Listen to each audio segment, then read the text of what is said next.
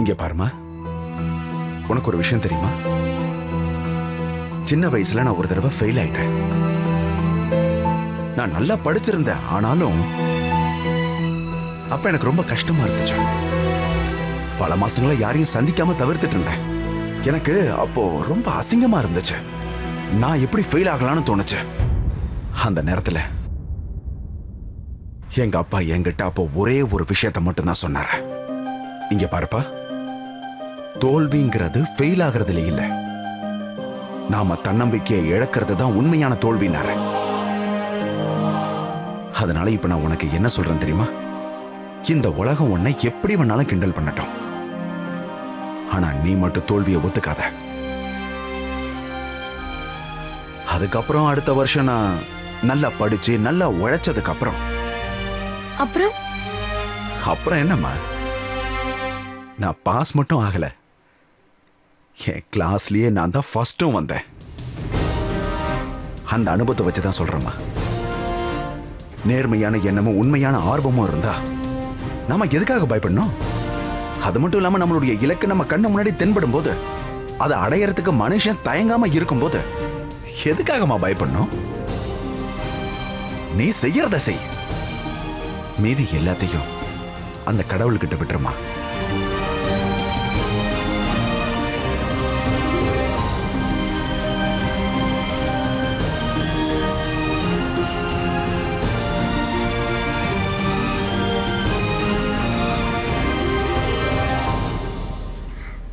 அப்பா, அப்படின்னா வைஷு இப்ப செஞ்சிட்டு இருக்கிறது உண்மைக்கான போராட்டம் தானே? அப்படியே எல்லாரும் அவளை குறை சொல்றாங்க.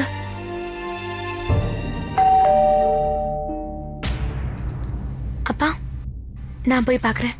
சரிம்மா.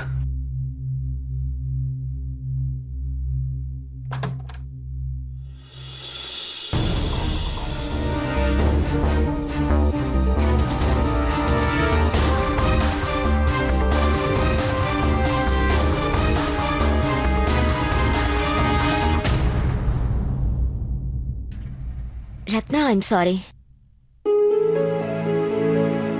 நான் உன்கிட்ட அப்படிலாம் பேசியிருக்க கூடாது. ஆக்சுவலி இப்பதான் என்கிட்ட எல்லாரும் சொன்னாங்க உன்னோட டிசைன்ஸ் ரொம்ப நல்லா இருக்குமா. இதுக்கு என்ன அர்த்தம் தெரியுமா? நீயும் நானும் ஆல்ரெடி வின்னர்ஸ் தான், ரைட்?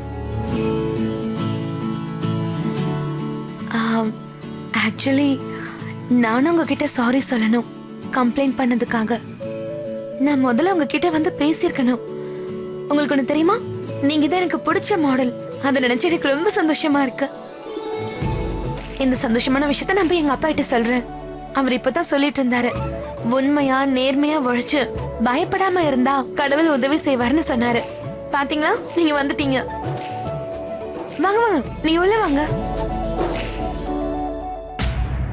அப்பா, அப்பா, கடவுள் நம்ம பேசின எல்லாத்தையும் கேட்டுப்பாரு போல இருக்கு. அதான் உடனே பலனை கொடுத்துட்டாரு.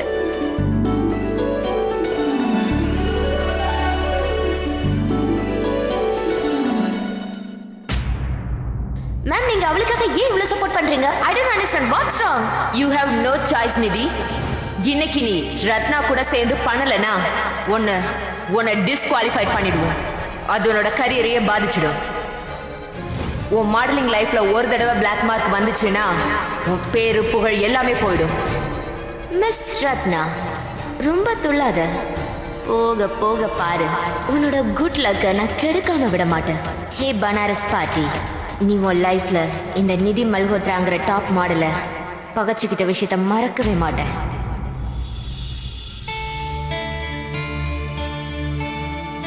அடேங்கப்பா, இந்த உலகத்துல எல்லாரும் ஓம் பிளாக் மட்டும்தான் படிக்கிற மாதிரி இருக்கு. எல்லாரும் ஷேர் பண்ணிருக்காங்க, நல்ல பாசிட்டிவ் கமெண்ட்ஸா கொடுத்திருக்காங்க.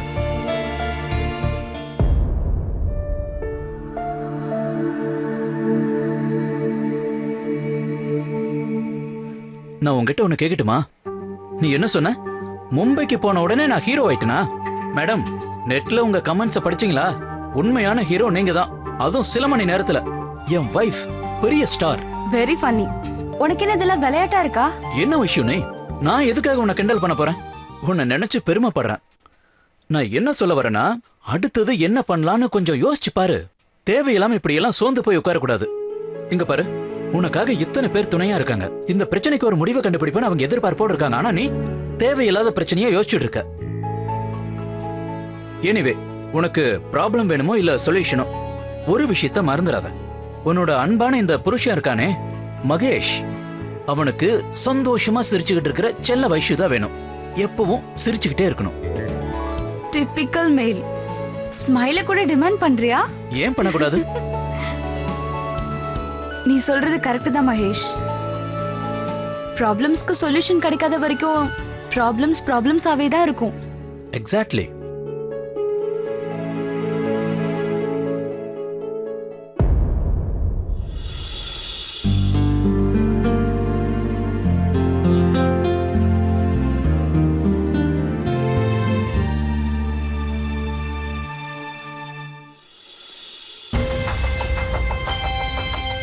அப்பா பிள்ளையோட சைகையெல்லாம் எனக்கு நல்லா புரியுது.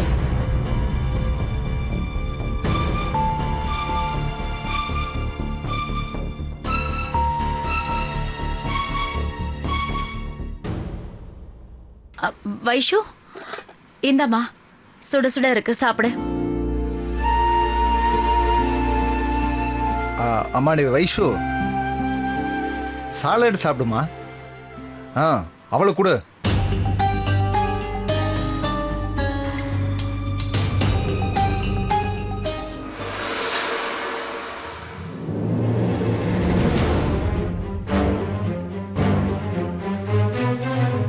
அடட, யாருக்கும் அடிபடலையே. என்ன சீதா அது? உன்னால கவனமா கொடுக்க முடியாதா? என்னம்மா இப்படி பண்ணிட்டீங்க? It's okay Mahesh, relax.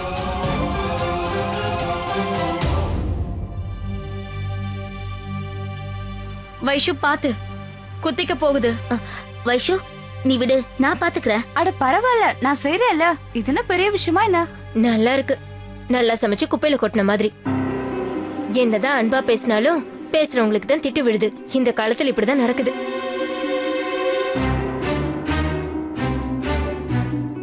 Sita போதும், நிறுத்து. எதுவும் பேசாத. எதுக்கு நிறுத்தணும்? இவ்வளவு பெரிய சம்பவம் நடந்திருக்கு. விஷயத்தை மறைக்கிறதுக்கு பதிலா டண்டோர அடிச்சிட்டு இருக்கீங்க. இங்க பாருங்க ஆண்டி, நான் கேக்குற கேள்விக்கு முதல்ல பதில் சொல்லுங்க.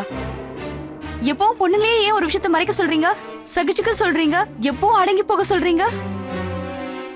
அது பொண்ணோட முகத்தை மறைச்சுக்கிற விஷயமா இருந்தாலும் சரி, இல்ல துப்பட்டா போடுறதா இருந்தாலும் சரி, இங்க எல்லாம் பொண்ணுங்க டாய்லெட் போறதுக்கு கூட வெக்கப்படுறாங்க. ஏதாவது ஒரு பொண்ணு வித்தியாசமாவோ இல்ல தெளிவாவோ யோசிச்சா அவங்கள ஏன் தப்பான பொண்ணுன்னு சொல்றீங்க? நாங்க மாறலனா புது யுகம், புது சந்ததி, இதெல்லாம் வெறும் வார்த்தையா மாறிடாதா? எப்போ உண்மையா மாறுறது? எந்த உலகத்தை நீ மாத்தணும்னு நினைச்சிட்டு இருக்க? உன்னால எத்தனை பேர் வாயை மூட முடியும்? நீங்க சொல்றது கரெக்ட் தான் ஆண்டி. யாரோட வாயும் மூட போறது இல்ல. நான் எழுப்ப போற ஓசையில இந்த மாதிரி ஆளுங்களோட பேச்சும் கேவலமான சிந்தனைகள் நின்னு போயிடணும். ஜனங்க இங்க பாருங்க, இவளுக்கு சொல்லி புரிய வைங்க. பொண்ணுங்க ஒழுங்கா வீட்டுக்குள்ள இருந்து இந்த பிரச்சனையே வந்திருக்காது இல்ல. இவ ஏன் இதை புரிஞ்சுக்க மாட்டேங்கிறா? இந்த மாதிரி ஆளுங்களை ஆபத்தானவங்க, ரோட்ல திரியிற மிருகங்க மாதிரி. நீ எத்தனை பேரமா தடுப்ப? அதை விட நாம பாதுகாப்பா இருக்கிறது நல்லது. நாம ஜாக்கிரதையா இருந்துக்கலாம். பொண்ணுங்க எதுக்காக வெளியே போகணும்னு சொல்ற சொல்லு. ஆண்டி, மிருகங்க நம்ம கிடையாது, அவங்கதான். மிருகங்களை தான் கூண்டில் அடிக்கணும், பப்ளிக்கே இல்ல. அட தப்பு பண்ணவங்களுக்கு விலங்க போடுங்கப்பா, அப்பாவிங்களுக்கு இல்ல. உன்கிட்ட வாதம் பண்ணி என்னால ஜெயிக்க முடியாதுமா. ஒரு நிமிஷம், நான் சொல்றது கேளுங்க ஆண்டி. நான் ஒண்ணும் வாதம் பண்ணல, நான் மாற்றம் கொண்டு வரத பத்தி தான் பேசிட்டு இருக்கேன். சத்தம் போட்டு பெண் சக்தி, ஒத்துமை, சுதந்திரம் அது இதுன்னு பேசி உன்னால ஏன் வாய் அடைக்க முடியும்? ஆனா இந்த உலகத்துல இருக்கிற அத்தனை பேர் வாய் அடைக்க முடியுமா? இந்த மாதிரி பேசுறதாலேயோ கொடியை தூக்கிட்டு சுத்துறதாலேயோ சமூகத்துல எந்த மாற்றமும் ஏற்பட்டுறாது.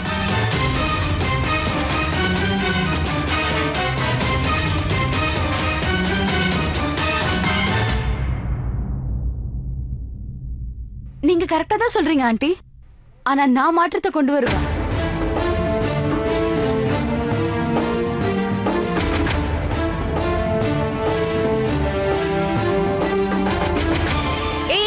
வைஷு, எங்கம்மா போற? போய் பாரு மகேஷ். போய் பாக்குறேன் பிரேமா. சரி.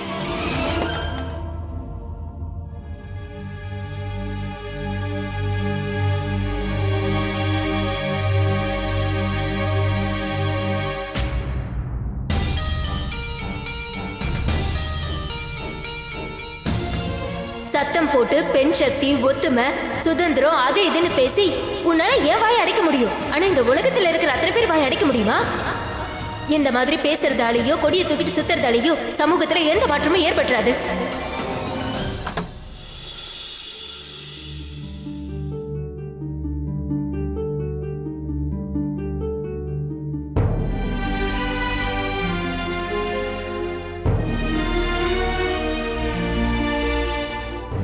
ஃப்ரெண்ட்ஸ், உங்க எல்லாரோட சப்போர்ட் அண்ட் குட் விஷஸ்க்காக a very big thank you.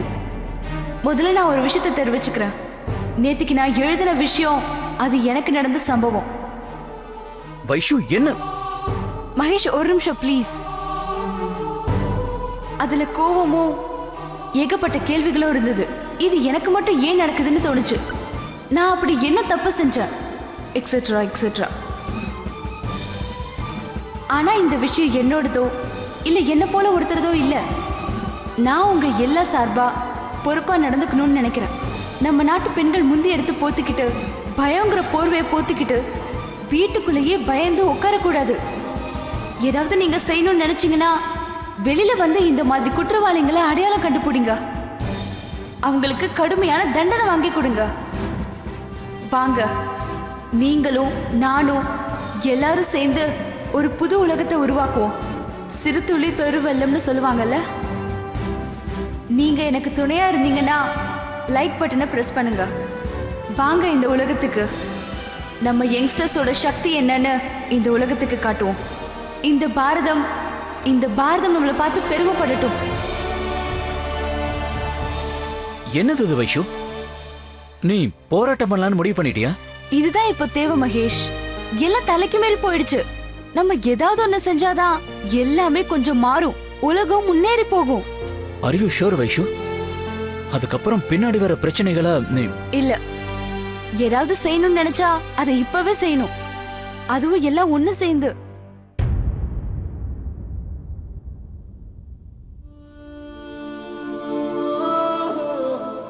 நீ என்ன செய்யணும்னு நினைக்கிறையோ அதை செய் வைஷு. நான் உன் கூடவே இருப்பேன், என்ன ஆனாலும் சரி.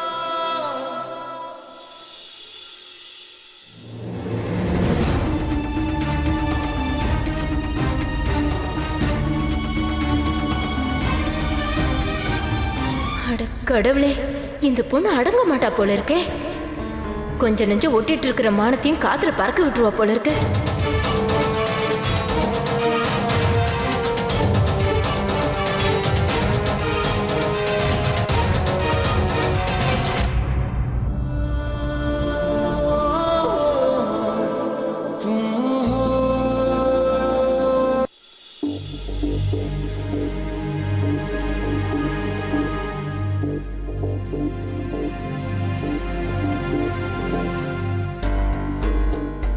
எல்லார பத்தியும் பேசி முடிச்சிட்டல, இனி போய் நிம்மதியா தூங்கு. உங்ககிட்ட இதான் நான் கடைசியா சொல்றது. போய் உங்க மருமகளுக்கு சொல்லி புரிய வைங்க. இல்லனா நான் என்ன செய்வேன்னு எனக்கே தெரியாது. நீ என்ன பண்ணுவேன்னு உனக்கே தெரியாதுன்னு சொல்ற. இங்க பாருங்க, நான் ஒன்னும் விளையாடல. நானும் ஒன்னும் விளையாடல சீதா. கொஞ்சம் பொறுமையா யோசிச்சு பாரு. அவ ஒரு படிச்ச பொண்ணு, சுதந்திரமா சிந்திக்கிற பொண்ணு. இப்போ அவ செய்யறதெல்லாம் அவ சுயமரியாதைக்காக இல்ல, இங்க இருக்கிற முழு பெண்கள் சமூகத்துக்காக செய்யறா. இந்த மாதிரி எல்லாம் செய்யறதுக்கு மூளை மட்டும் இல்ல, நிறைய தைரியமும் தேவை. எனக்கு என் மருமகளை நினைச்சா பெருமையா இருக்கு. அவ இதெல்லாம் யோசிச்சது மட்டும் இல்ல, அதை செஞ்சும் காட்டிட்டு இருக்கா. சீதா, என்ன கேட்டா நீயும் அவளுக்கு சப்போர்ட் பண்ணணும்னு சொல்லுவேன். போதும், நிறுத்துங்க. நீங்களும் இப்ப உங்க மருமக மாதிரி பேச ஆரம்பிச்சிட்டீங்க. மக்கள் இதெல்லாம் ஏத்துக்காம இருந்தாங்கன்னா அப்ப உங்க எல்லாருக்கும் புரியும். எந்த மாற்றத்தை கொண்டு வரணும்னு அவ துடிக்கிறாளோ, இதுக்கு முன்னாடி நிறைய பேர் அதை பண்ணிட்டாங்க. ஆனா இந்த சமூகத்துல எந்த மாற்றமும் ஏற்படல. எல்லாம் அப்படியே தான் இருக்கு. பாக்குறவங்க பின்னாடி பேச ஆரம்பிப்பாங்க, நம்மள பார்த்து சிரிப்பாங்க. நம்மள பாக்குறதுக்கு யாரும் வரக்கூட மாட்டாங்க. யாரும் பார்க்க வரலன்னா நல்லதுதான். இந்த மாதிரி தப்பான கேவலமான எண்ணங்கள் இருக்கவங்கள நான் பார்க்க விரும்பல, நட்பு வச்சுக்கவும் விரும்பல. அப்படியா? சொல்றது ரொம்ப சுலபங்க. அப்படி நடக்கணும், அப்பதான் தெரியும். நீங்களே சொல்லுங்க, உங்க மருமக மாதிரி எத்தனை பொண்ணுங்க இருக்காங்க? அவ பண்ண மாதிரி சொல்லாம கொள்ளாம தனியா மும்பைக்கு போயிட்டு வருவாங்களா? கல்யாணத்துக்கு அப்புறம் இந்த மாதிரி ட்ரெஸ் போடுவாங்களா? வைஷுக்கு நடந்த இந்த சம்பவத்துக்கு ஏதாவது காரணம் இருக்கும்ல? சொல்லுங்க, ஏதாவது காரணம் இருக்குமா இல்லையா? சீதா அவ இந்த காலத்து பொண்ணு. வித்தியாசமா யோசிக்கிறதுக்கு அவ வெக்கப்படுறது இல்ல, பயப்படுறது இல்ல.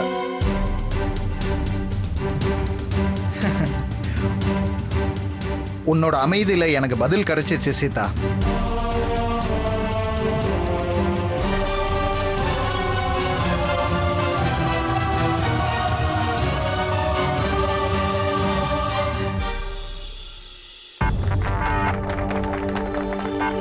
டிசைனர்ஸ், நீங்க எல்லாரும் போட்டிக்கு ரெடியா இருக்கீங்களா? ஃபர்ஸ்ட் நான் உங்க எல்லாருக்கும் ஒரு விஷயத்த சொல்றேன். இது ஒரு காம்படிஷன் சொல்லலாம், காம்படிஷன் இல்லைன்னு சொல்லலாம். ஏன்னா இந்த காம்படிஷன்ல உங்களுக்கு எந்த அளவுக்கு ஃபேஷன் ட்ரெண்ட்ஸ் இருக்குங்கிறதெல்லாம் ஜட்ஜ் பண்ண மாட்டாங்க. உங்கள யாருக்கு நிறைய கிரியேட்டிவிட்டி இருக்குங்கிறத தான் பாப்பாங்க. எனக்கு நல்லா தெரியும் நீங்க எல்லாருமே இன்னைக்கு என்ன தீம்ங்கிறத தெரிஞ்சுக்கிறதுக்காக ரொம்ப எக்ஸைட்டடா இருக்கீங்க. அதனால நான் இப்போ உங்களோட எக்ஸைட்மெண்ட்ட பிரேக் பண்ண போறேன். இன்னைக்கு உங்களோட theme when east meets west. இன்னைக்கு உங்களோட தீம்ல நீங்க என்ன கிரியேட்டிவிட்டி பண்ணணும்னு நினைச்சாலும் பண்ணலாம். இந்தியன வெஸ்டர்னோட, வெஸ்டர்ன இந்தியனோட. Choice is yours. இதுக்கு உங்களுக்கு கிடைக்க போற டைம் 2 மணி நேரம் தான். இந்த 2 மணி நேரத்துக்குள்ள உங்க டிசைனுக்கான ஃபேப்ரிக்க வாங்கி ஆகணும். அது மட்டும் இல்ல, சரியா 12:30 மணிக்கு நீங்க எல்லாரும் வந்து எங்க கிட்ட ரிப்போர்ட் பண்ணி ஆகணும். ஓகே? ஏன்னா 1:30 மணிக்கு கேட்டை க்ளோஸ் பண்ணிடுவாங்க. அதுக்கப்புறம் கேட் சரியா சாயந்தரம் 5 மணிக்கு தான் ஓபன் பண்ணுவாங்க. அதுக்குள்ள உங்களோட எல்லா ஸ்டிச்சிங்கும் முடிஞ்சிருக்கணும். அதுக்கப்புறம் தான் நீங்க எல்லாரும் எதிர்பார்த்துட்டு இருக்கிற காம்படிஷன் ஆரம்பிக்கும். அதுக்கப்புறம் ஈவினிங் சரியா 6:30 மணிக்கு இந்த ஷோவோட முக்கியமான இடத்துக்கு வந்துருவோம். அதுதான் கிராண்ட் ஃபினாலே.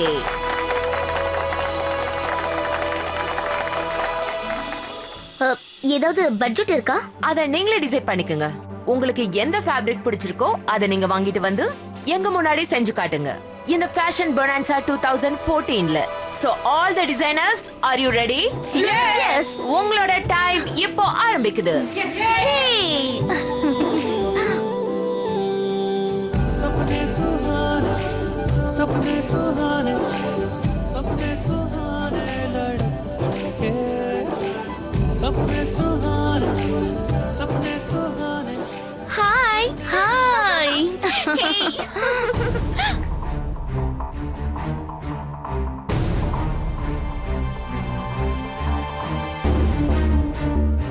நான் ஃபேப்ரிக்ஸ் வாங்க போகணும். எனக்கு என்னவோ 50,000 போதும்னு நினைக்கிறேன். ஏன்னா இப்பெல்லாம் விலை அதிகமாயிடுச்சுல.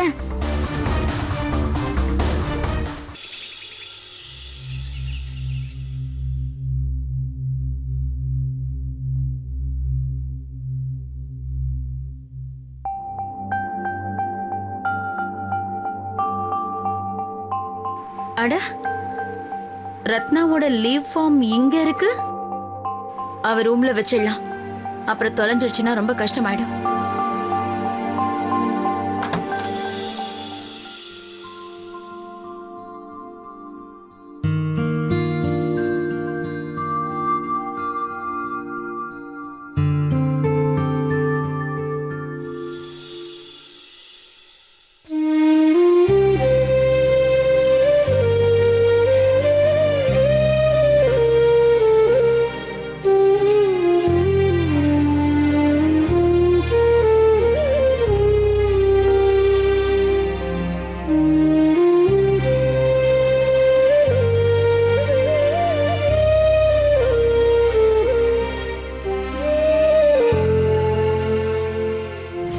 ரத்னா, ரத்னா, சாரி பெரியமா.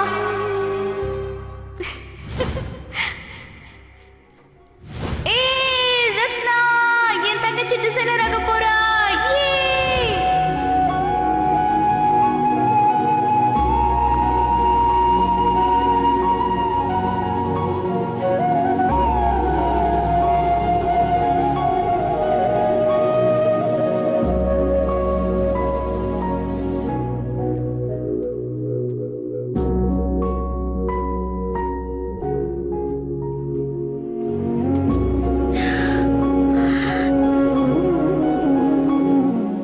இந்த ரூம் என்னவோ ரொம்ப காலியா இருக்கிற மாதிரி இருக்கு.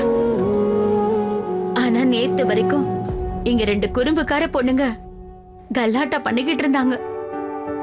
ஒவ்வொரு விஷயத்துக்கும் வந்து என்கிட்ட கேக்குறதா, மம்மி எனக்கு ஒரு பிம்பிள் வந்திருக்கு. அத நான் என்ன பண்றது? பெரியம்மா, இந்த பட்டனை எப்படி தைக்கிறது? மம்மி, இந்த துப்பட்டாக்கு கொஞ்சம் போர் அடிச்சு கொடுங்க. பெரியம்மா, ரொம்ப பசிக்குது, அதுவும் பரோட்டா பசி. மாத்தி மாத்தி எதையாவது கேட்டுக்கிட்டே இருப்பாங்க. நாள் முழுக்க என்ன தொந்தரவு பண்ணிக்கிட்டே இருப்பாங்க. ஆனா பொண்ணுங்கனாலே இப்படிதான், ரொம்ப அன்பானவங்க. அவங்க இல்லாம மனசே சரியில்லை.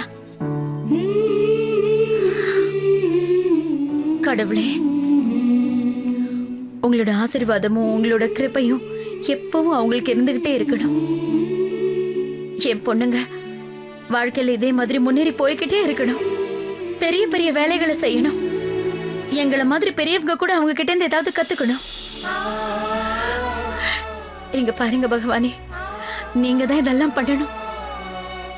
எப்பவுமே வெற்றி வெற்றி அவங்களுக்கே கிடைக்கட்டும்.